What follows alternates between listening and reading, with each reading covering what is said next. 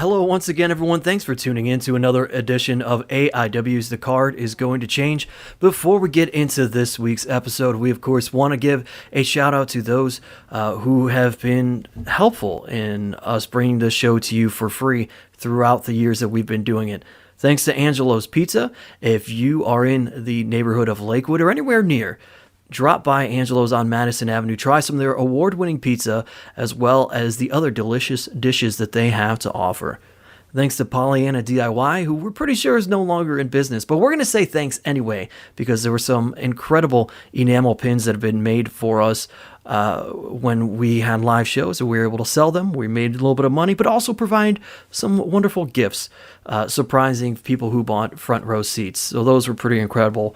Thanks to Pollyanna DIY. Thanks to Thrift Store Jobber. If you're into old school wrestling merchandise, NASCAR merch, all sorts of other things, follow Thrift Store Jobber on social media. Find the links there and get you some really cool, incredible old school finds. And of course, thanks to Smart Mark Video and their merger with IWTV, watching AIW has never been easier. If you love physical media, you can buy AIW DVDs, the entire DVD library from smartmarkvideo.com. If you like digital, they also have MP4s available for purchase right from their website. Or, of course, you can join independentwrestling.tv. Use the code ABSOLUTE when you sign up so they know that you were sent from us by listening to this podcast or following along with Absolute Intense Wrestling. And you can watch not only a rotating library of AIW, but all sorts of other independent wrestling promotions as well. And speaking of IWTV, of course, last week, Thursday, April the 8th, at 6 p.m. was the premiere of AIW's Go for Broke, and that's pretty much why we brought the podcast back. And so we go into this week's episode, folks. As always, AIW owner John Thorne is here. My name is Steve Guy, your moderator of sorts. And we had some buzz, John Thorne. Hello, I'm here. A little bit. I think it certainly exceeded expectations as far as viewership went. I think across the board from everybody, at IWTV and Smart Mark Video, I've been told it did extremely well as far as the live broadcast went. And just like everything Mania Weekend, even though we weren't doing a live show, there was tons of competition at that time, so to hear that it did well, it was pleasantly surprising, and people seem to, we kind of joked, like, trying to explain the concept. It didn't really, I don't know if it really registered or not, but people seemed to really enjoy it after they sat down and watched. Yeah, that's the one thing that we kept saying was, how do we truly explain this without giving too much away? And I think that they got it once they started to watch. It made sense a little bit more, and it certainly seemed like from the immediate feedback via Twitter that people really truly enjoyed the show.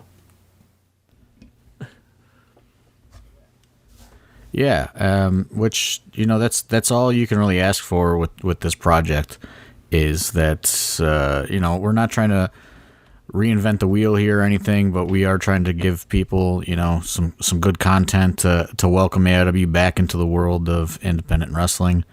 A little different approach than a lot of the promotions took, as far as their no fan stuff. We just wanted to put a little bit of a different twist on it. So, I'm happy with it. I watched it when it streamed live, and, I thought it was a very easy watch. Now, as this process goes on, maybe some of the episodes aren't so easy and flowing, that's going to be, to be determined, I guess. But the first episode certainly, I think, hit on all cylinders. And it was a good way to introduce the concept, but I mean, I'm a very realistic person. I know that they're not all going to hit like that, and they're not all going to flow like that. but I just hope people stick around for it because, like we've been saying, we've dedicated a lot of time to this concept. And it's kind of crazy, how a morning of breakfast and drinking, brunching with the bros, turned into this weekly episodic series. Well, it started in the morning, but by the time we walked out of there, I think it was probably like...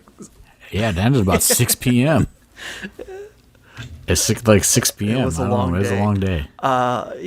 We mentioned that we were there, not there, but it aired during Mania Weekend. Everything else was happening. Showcase of the Independents through IWTV, which was great. And, of course, there's just a lot going on during Mania Weekend. And it was nice to be pleasantly surprised with numbers that we were told in terms of people tuning in. Because, realistically, when you think about it, that was a very pleasant surprise because even though Mania, the weekend, the festivities had less people than what they typically do in years past, there were still quite a few people who were at these events that probably weren't tuning in. And the hope is, which, oh, by the way, folks, this is available on demand now on IWTV. You can go back and watch episode 1 of Go for Broke. But your hope now is that we go into episode 2 here on Tuesday at 10 p.m. And we get some of those people to tune in and watch it. And I mean, look, like at this point, it's Monday. We're recording this on Sunday night, but everyone had their preconceived notions about what Mania Weekend was going to be. Some were right, some were like partially right and partially wrong. But with all that said, if you look at the photos from like Bloodsport or Spring Break, fans were out, and they were attending shows.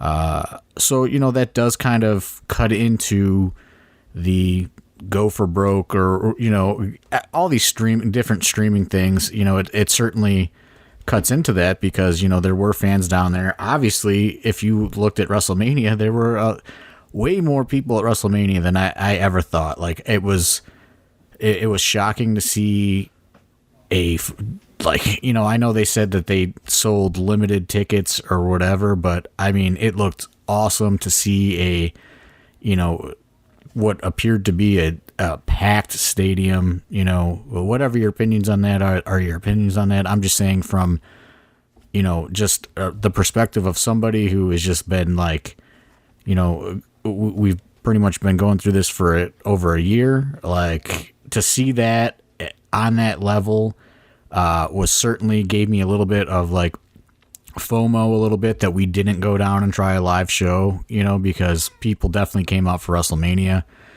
People came out, for some of the other shows, but on the flip side of that, everyone saw pictures of the shows that didn't do that well. You know what I mean? And it's just like, where does AIW fall in that realm of things? I'm happy that we sat out, but I'm disappointed that we didn't try. You know what I mean? Like it's like I don't know. Like I can do a pro and con for it, both ways. But like I was saying, it was obvious that at least there were people out there to support pro wrestling, and I think we did it safely by producing this series and still having a presence on the weekend.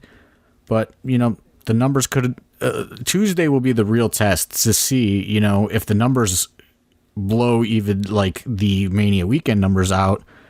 That goes to show you how many people we missed out on that were out attending actual live events. You know what I'm saying? Like I don't know if that made sense or not the way I explained it.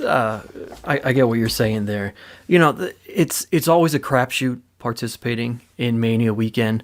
I think this year was even more of a crapshoot because the other side to this, or at least one of the other sides, a whole other aspect to it is there weren't as many people going right? But then you also have to consider the people who did go. There are a lot of people who did not work for a good part of 2020.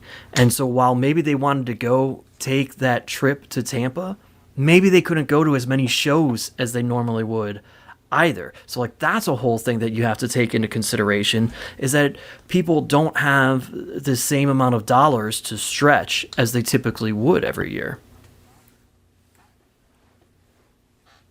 Yeah, when I pros and cons it, and both locations extended the offer to AIW. Both locations made. Well, I said, like, there were multiple locations, but there was really only two locations that anybody was talking about, and that was the Collective and the Showcase of the Independents. Both extended offers for us to participate. They were both really good offers.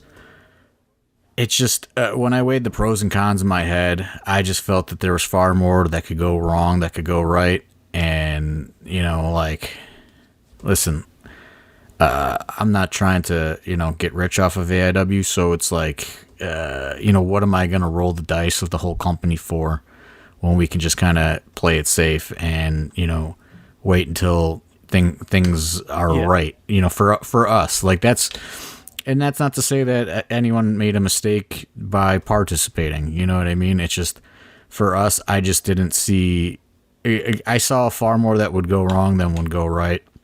But I am happy that we did have a presence on the weekend. I was kind of even hesitant about that, debuting, premiering Go for Broke during Mania Weekend. I was hesitant about that as well.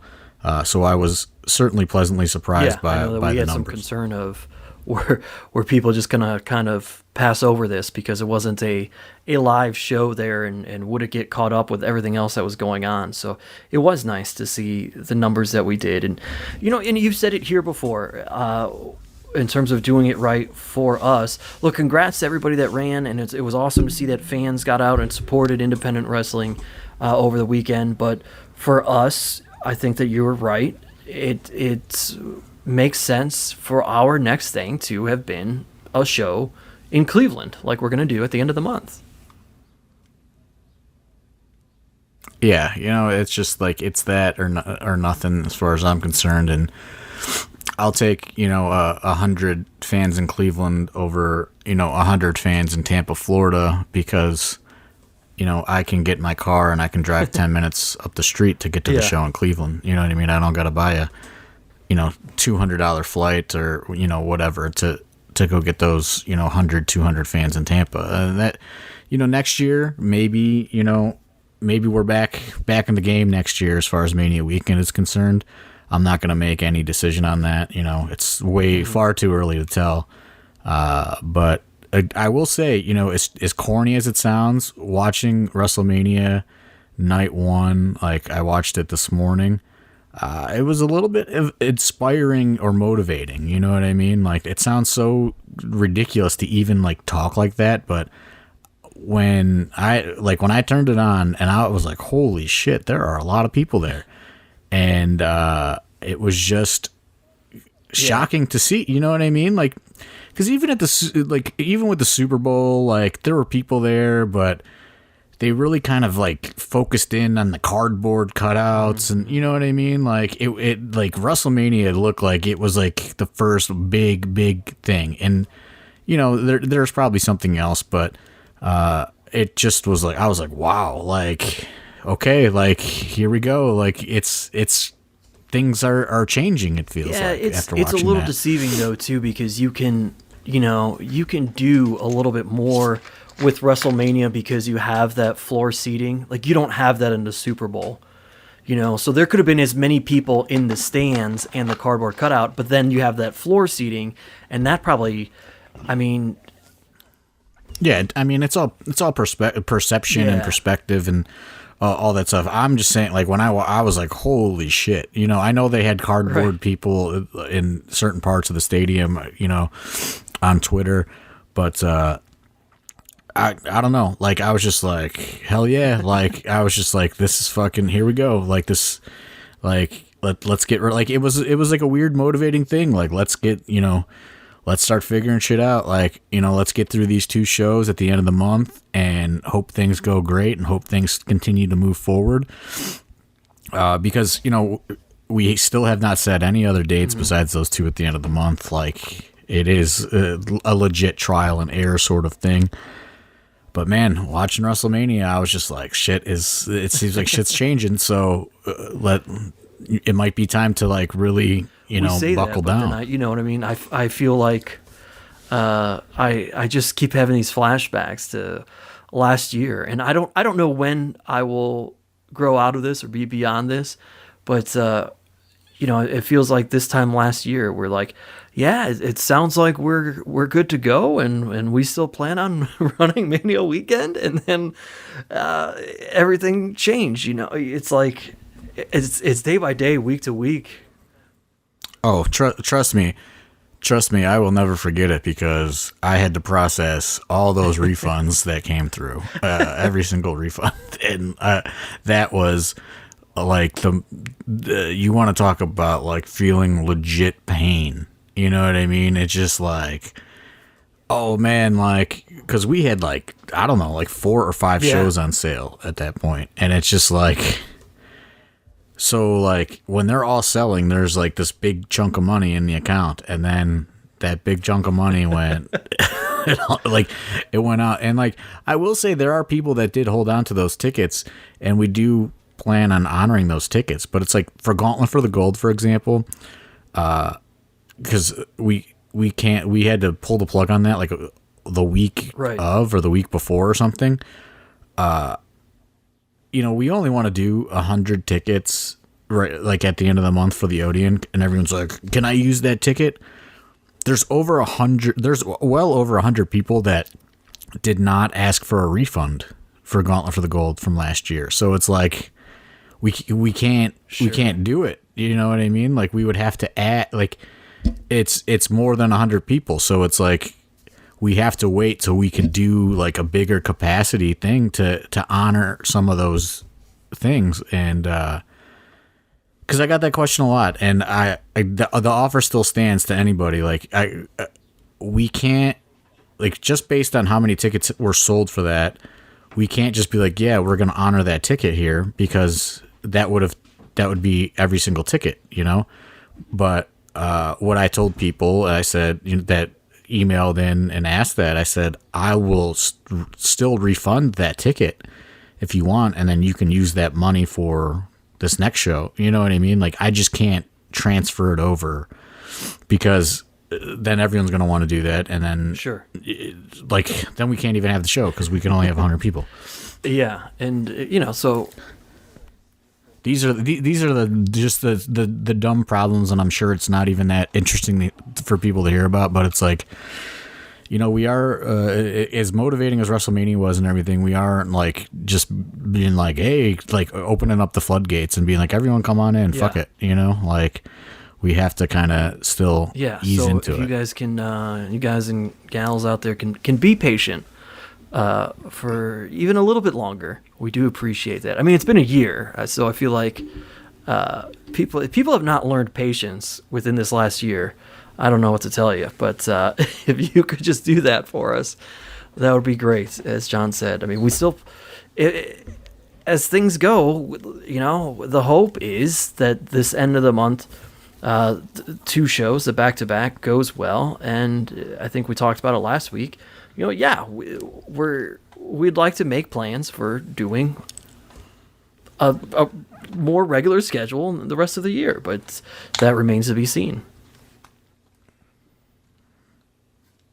Right, and we'll see. We'll play it by ear. I think the draft will also be a big test for the city of Cleveland. You know what I mean? The draft events that are going on. And the politics of all of this are going to fall based on that, probably. Like how things are going to go politically and through the local government and all that is probably going to be determined after they feel the fallout from the NFL draft. So we'll probably know more, probably by the first or second week of May, I would think, and go from there. Which speaking of the draft, we should probably tell everybody, like, the draft is going on in Cleveland, in downtown Cleveland. We don't know what the parking situations are going to be like. We don't know what the traffic patterns are going to be like. There's like a very vague City of Cleveland press release that went out that was just like no parking on the streets, which includes around the Odeon. But I assume the regular lots that everyone parks in are probably going to be open. So everyone just plan accordingly. I know nothing about the Rapid, but I know that there's a Rapid station right there. Maybe that you can hop on the Rapid that drops you off right by the Odeon. Ubers and Lyfts have sucked in every city in America, from what I understand. A lot of them took that, stimulus or unemployment extension. So Ubers and Lyfts are very unreliable right now. So I'm just trying to be upfront with everybody. I don't want everyone to come down there and be like, what the fuck? I can't park. We don't know. We're all in this together. It's like I got no stroke with Mayor Frank Jackson on letting you guys park on the street. My only tidbit of information, so some people laugh at it, is if you're not against getting some exercise, you can park across the river. There will be lots there that even if the ones are open around the Odeon, I would imagine that they're going to be more expensive than usual because of the draft. But if you park across the river, you are able to walk around. That's where the river bends and curves, so you can. There's that water taxi too, but I think that stops at if sundown. it's even going to be running on a Thursday. I don't know. I feel like it's usually Friday, Saturday, maybe Sunday. But you can park kind of over by Jacob's Pavilion across the river, and even some other spots over there, and walk over is what I would do. Yeah. So. Yeah, we're just little information, little bits of information as we get it. Just gonna share them here. This is probably the best way to kind of get it out to everybody. But that's what's going on. We have Go for Broke episode 2, which will be premiering at 10 p.m. Yeah, this Tuesday. 10 p.m. and it was fun getting to kind of do the live tweeting thing and interacting with people, because when we have these live shows, we really don't get to do that.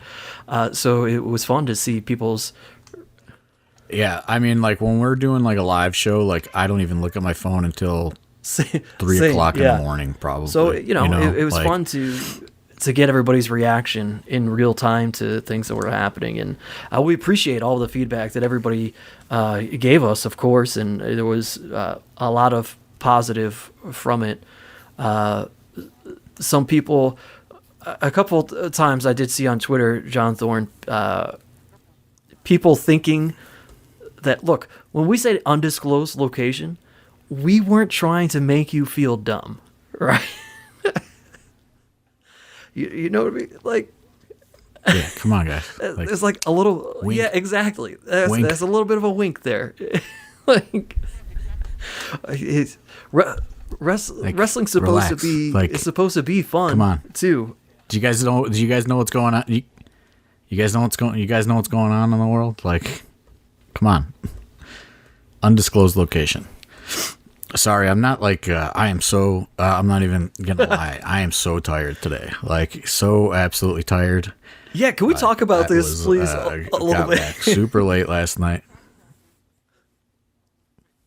Oh God, it was so such a weird experience. Yeah. So like, I literally I had to wake up this morning because I had family that came in for Easter and they wanted to like go to breakfast before they went back to North Carolina. So like I had to wake up super early and do that. And then like I texted Steve and I was like, okay, we should podcast today, and then you were doing stuff and I watched Wrestlemania and then like I legit fell asleep and Steve was like, hey, okay, let's podcast. So I was like, I literally had to like drag myself to like get out of bed because I am so exhausted because we got back at like 4 or something in the morning, I think last night. which would be, like I said, we're recording this on Sunday. So, Saturday, the AIW clan, we went to Psychopathic Records headquarters, and what the fuck, like, just such a weird thing. Like, I got an email last week from the president of Psychopathic Records, and he was just like, that's who I dealt with. I mean, this is insane, but like, so when we booked ICP right before COVID, I dealt with the record label, and, all the deal was done and whatever. I got an email, from him, and he was just like, hey, we are doing a JCW event this weekend, and we're looking for wrestlers. And can you, suggest people for me? I was like, fuck, man, like, it's Wrestlemania weekend. Like, what the fuck? Like, nobody. Like, and I kind of took a tally of the students on who would be around and who wouldn't be in Florida. And, I went back and forth with Psychopathic Records, like probably 20 emails. And like, they were like asking about legends and different things, and had me kind of helping them out. And I just said, I told them, I was like, if you're a wrestling legend and you are still breathing, you're probably in Tampa, Florida this weekend in some capacity. Like, things are slim, and they were just like, we kept going back and forth, and Bishop said that he was available, and then they were like, well, we want somebody to do a death match. And I was like, okay. Well, I texted Kaplan, and because this is what I will say. The benefit of the Go for Broke situation was Kaplan is on the series. He actually debuts this Tuesday on Go for Broke. Kaplan has some great outings on Go for Broke. And, he has lost over 70 pounds. And so I texted Kaplan, and I was just like, hey, are you doing anything Saturday? And he's like, actually, no, I'm not. Because Kaplan is a man of very many hobbies and things to do. He makes his own beef jerky in his basement. He's getting really into yard work these days. Like, he, still goes to bars all the time. So he just wrote back, yeah, actually I am. Why? What's up? And I was like, well, I might have you, like, Insane Clown Posse might book you. And he's like, oh, okay, cool. Like, he doesn't even really know who they are. Like, he's just like, okay, cool.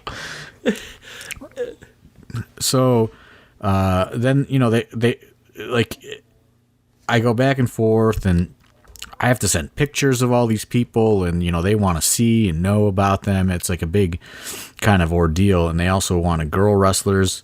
And like the same thing, like most of the girl wrestlers are in Tampa, so Jocelyn was available, and Eden Von England, who recently relocated to Cleveland from the UK and started training at the AIW school. She was available. She's just moved here, and we didn't even really know too much about if like what her skill set is outside of training. So I said, well, these are the only two girls that I can get probably right now. So they end up booking Kaplan, Bishop, Jocelyn, and Eden. And we hit the road, and the fucking event was happening at the Psychopathic Records headquarters, which was weird. It wasn't like, hey, come to this venue. It's like, no, come to our record label headquarters. And we went, and Kaplan had to make some pit stop at these hot dog fucking feuding. Like, I don't know anything about this, but we had to leave early because Kaplan wanted to go to these feuding hot dog restaurant. Like, I guess there's these two hot dog places in Detroit, downtown Detroit, that are right next to each other. And Kaplan says they've been embarked in like 100-year feud with each other over hot dogs. So we had to leave at noon just to go to this hot dog place. And Kaplan, I took video of it, actually. It'll probably wind up on Patreon at some point. But Kaplan got 4 hot dogs from each place and started just put them on the hood of his car and started eating them. And then, like, this was the biggest mistake. Okay, I don't even know if this is an interesting story at this point, but after Kaplan eats all these hot dogs on the hood of his car, he goes, well, it's time to wake up, and he pulls a Red Bull out, and instead of just drinking the Red Bull, he shotgunned the Red Bull. And I was like, dude, like, that can't be good, right? Like, he shotguns the Red Bull, and then we are off to Psychopathic Records. Josh Bishop wants to go to a gym, so we leave him at a gym, and we go, like, we just roll into the record label, and, like, it's so weird, like weird in, like, the best way, you know what I mean? Like, there is just like, so much stuff to look at, and they're just like, oh, here's the locker room. It's just like the recording studio. Like, that's where the locker room was like the legit recording studio where, like, they probably recorded all of their albums.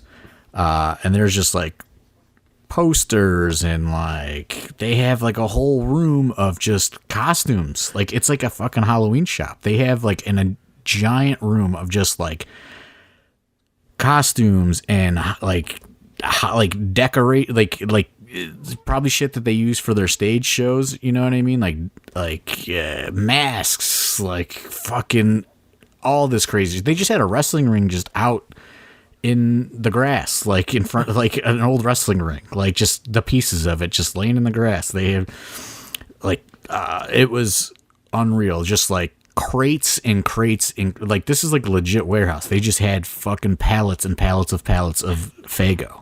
Like, just, like, insane, like an insane experience. You know what I mean? Like, insane experience. And, like, they got all these weapons, like, they got, like, barbed wire and different weapons for these guys and thumbtacks. Well, Josh Bishop, we had left at this gym, like, hours earlier. And we're like, it's like 8 o'clock, and we're like, dude, where are you? And he's just like, there's no Ubers. Like, I can't get an Uber there. So Josh Bishop walked to a Hungry Howie's delivery. Like, he went to a Hungry Howie's pizza place, and he just, like, walked up to the delivery guy, and he's like, hey, if I give you $30, will you take me to Psychopathic Records? And the guy was like, what? And he was like, dude, I can't find an Uber. I have to get there. And the Hungry Howie's guy was like, no, keep your money. I'm just going to drive you for this weird experience. And, like, Josh Bishop just rolls in with the guy's got the Hungry Howie sign on the fucking top of the car. You know what I mean? And that guy was like, holy shit, this is really where I was taking this guy. And it was a weird experience, like, such a weird experience.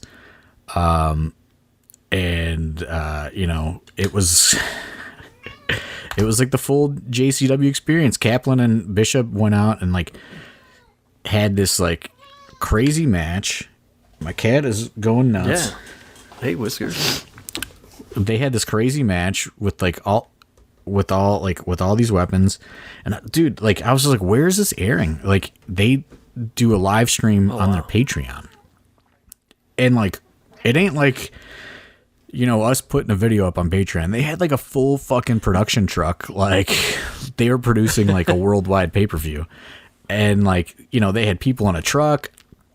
It was, like, such an unreal setup, like, and, yeah, they went out, and I don't think that they had any expectations for Bishop and Kaplan to do anything really crazy, and they had, like, the fucking craziest death match ever. And Violent J, like, came off the stage and walked up to him in the back, and he's like, he said, that match is 2 whoops and a 10 stars. That's what he said. That's what he said to him. And, like, it was just, they got paid very well. Everyone did. It was Such a weird experience. I don't know how you could see this match, but I don't know, tweet ICP or something, because it is like a fucking unreal death match. And, you know, but the show didn't start until like 9:30. So, you know, they went on, I don't know, like 10:30 or 11. And then, you know, by the time they clean all the blood up off of them and everything, you know, we got on the road. It was like 1 o'clock in the morning. And then there was like just crazy rainstorms, you know, for most of the drive. So, you know, we're driving like 40 miles an hour. And Kaplan, who was probably concussed, is driving. God. And, you know, he's got his head wrapped up. He's still bleeding. And, like, I was just like, dude, like, slow down. And, like, I don't even remember if this was made it to the main podcast or if it was a Patreon podcast or what. But, like, Kaplan is, like, blind in one eye. Like, he had a dead man. He got, like, the retina of a dead, like, he got his, like, a dead man's eye put into his eye or something to try to make it work again. And he was trying to explain it to me again, and he says, like, it still doesn't work. He just sees blurry out of his left eye. And I was just like, dude, like, this is it. Like, we did this weird trip to Psychopathic Records, and now we're going to die. Because, you know, Kaplan, he's like, we're starting to hydroplane. He's like, you know, like, we're hydroplaning. And I was like, what the fuck, man? Like, go slower. But we eventually made it home.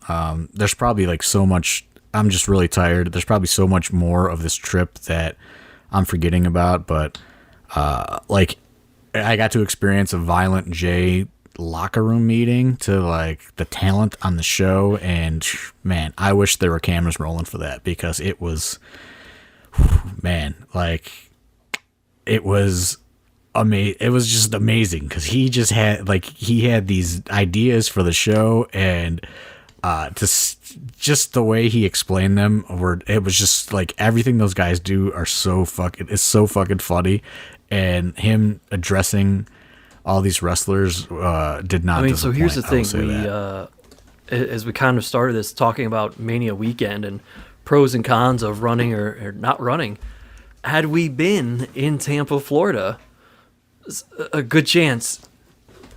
Exactly. I would have missed this experience. Everything happens for a reason, John Thorne. And I guess they're moving out of that headquarters to a different location. So like that was like the last JCW event that was ever going to happen at, you know, that iconic record label location. So just weird, just super weird. Like I took so many pictures that I probably don't even think I'm allowed to post them, but like I just took so many pictures of just the weird shit, just unbelievable stuff, like just laying around everywhere, like gold records on the wall and shit. Like I don't know, it was so weird. But like I will say that I got to rebuttal to Swaggle a little bit, because 2 weeks ago he was just like sent me a Snapchat. He's like, just chilling in the Insane Clown Posse's recording studio, because he did something like they do like a talk show, and I guess they must have booked him for that. So I got to rebuttal, and I said, just chilling in the Insane Clown Posse's dressing room. So I took great joy in that. Which, you know, shout out to Swaggle. He is he's going to be a boxer now. You know, coming up. He's going to get his ass in about kicked. 2 weeks. That's man, So listen, I don't get little insider knowledge. I had a little talk with him, and I said, "What the fuck is wrong with you?" You know, and he said that he's hired himself a boxing trainer. He has a whole team that he's been training for about 5 weeks. I don't know if he's lying to me or not, but we will see. That's what Tom Lawler said, but you know, we'll see. We'll see. That other guy has been a boxer for life. I was gonna go, but I guess the West Virginia Athletic Commission said that, you know, they determined that they can't have fans for it, so it's just gonna be a stream. So I don't know. We'll see. Maybe I'll buy it. But yeah, that was my weekend. I tried to check out some of the shows Thursday and Friday, WrestleMania Weekend streams and stuff on IWTV. And then I went to Psychopathic Records and had a really weird Saturday. And then, and dude, when I tell you, like, Kaplan and Bishop killed it, they fucking killed it. Like, that match, it was fucking nuts. Like, if that match was on WrestleMania Weekend, everybody would be fucking talking about it because they wrestled like they were in front of fucking 10,000 people. They tried to kill themselves. And they may have been. I was just like, holy fuck. With that Patreon. And what made it even better, yeah, I guess so. Like, that's the one, kind of X factor is you don't know how many people saw that, you have no idea. I mean, they must have a lot of patrons because they had a fucking full on production going on, I mean, they had a lighting rig and fucking like a production truck and like professional cameras, like big ass fucking TV cameras. But yeah, if I don't know how you could see it, but if there's a way, I looked, their Patreon is like $67 or something. So, I don't know if I'll say that the Kaplan Bishop match is definitely worth $67, but that is a steep price tag to see one match. But yeah, that was it was fucking awesome. They did tacks and skewers and tables and barbed wire. And then we came home and then I watched WrestleMania and here we are. So you can that's about it for me. JCW's two newest stars, both actually, on this Tuesday's AIW Go for Broke. Because if you watch the debut episode, we told you there was a little video montage, a little vignette that Joshua Bishop would be in action this week on AIW's Go for Broke. And as John Thorne already told you, Kaplan also in action. Not against each other, unfortunately, but they both will be on this week's episode of AIW's Go for Broke, airing at 10 p.m. on Tuesday, IWTV. That's the only place that you can possibly watch it. So if you're not an IWTV subscriber, make sure you do so. Use the code ABSOLUTE so they know that we sent you there. Yeah,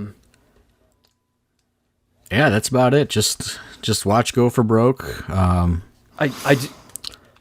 will. Well, I guess we can end on this. We can end on this breaking news. Okay. Are you ready for it? Both April 29th and April 30th will be streaming on IWTV there live. You go. That's big news there. All the more reason to subscribe. Big breaking news. All the more reason Get to subscribe excited. For AIW on IWTV.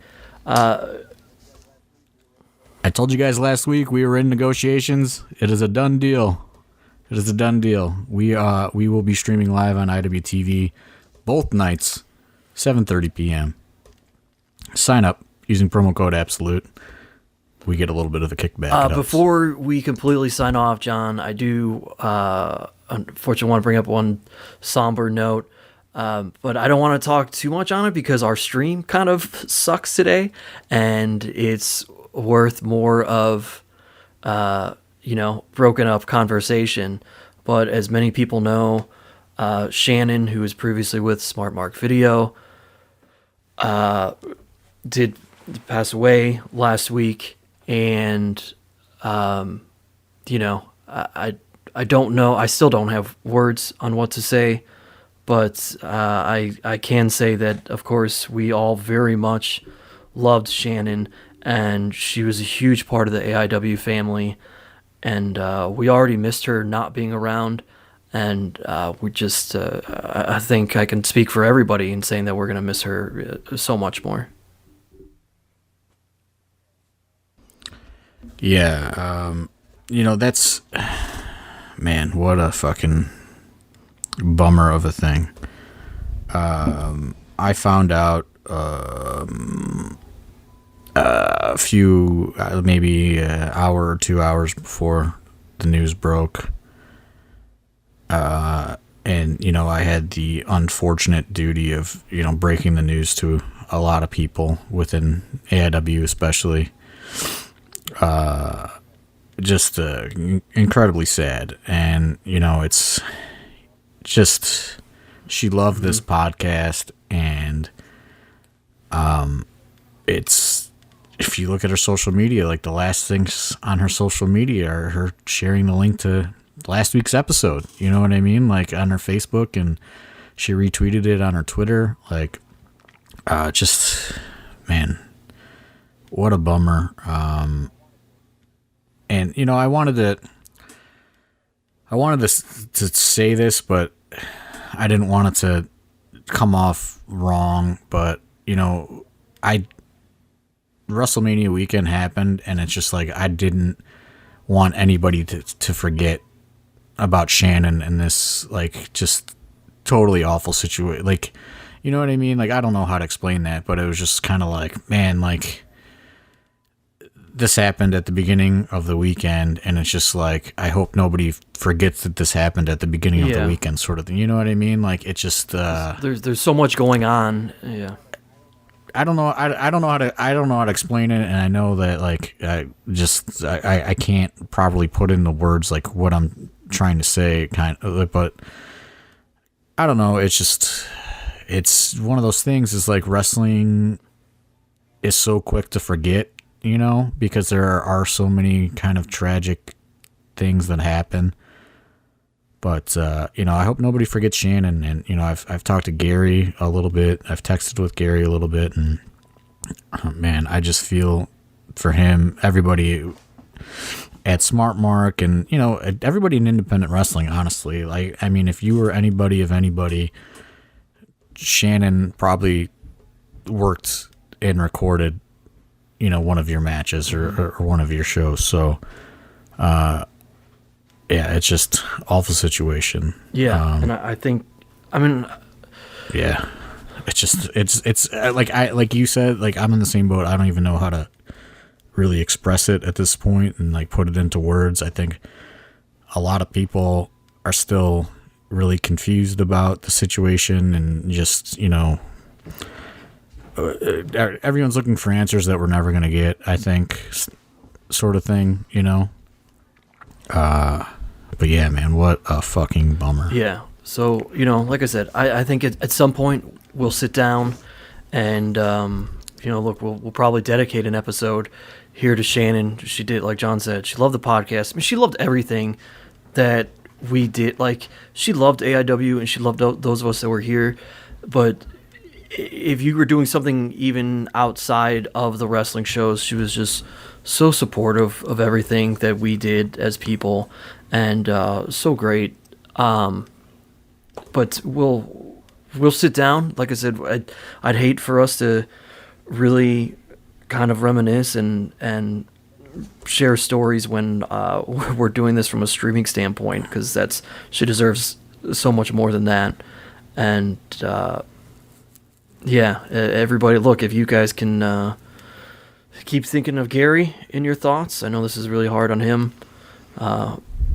Way more than us, of course. I mean, that's his best friend in life. So, but so thankful for I don't know, all the hanging out with Shannon that I ever got. So, unfortunately, we end this on a somber note, but it was very. I didn't want to go without saying anything. But I'm kind of glad that you ended it on this note, because, like I said, it seems like it was somewhat of a thing that was forgotten over the course of everything over the weekend. You know what I mean? And not to bring everybody down, but I do think she deserves to be remembered. And she was an integral part of not only AIW, but independent wrestling. And yeah, it's just a extremely sad situation. So with that, I mean, it sucks to segue into a plug, but again, make sure you watch AIW's Go for Broke this Tuesday. God, now they bring up like that was. I just want to say this, yeah, that was. That's like the last stuff. That's the last stuff on her social media. And the shittiest thing to me was it's so in like my mind. So like when Eddie Kingston and I were doing that dumb King and Guy show, Shannon loved it, and she would message me about it. And she was one of the people in my head when AIW Go for Broke was going to air. In my head, there was like certain people that I then wanted to be like, what did you think? And I was looking forward to what she thought of it. I mean, truly, I say that, and I mean, it was a thing that I thought that she was going to just love, and it sucks, man. Does the whole thing suck? Yeah.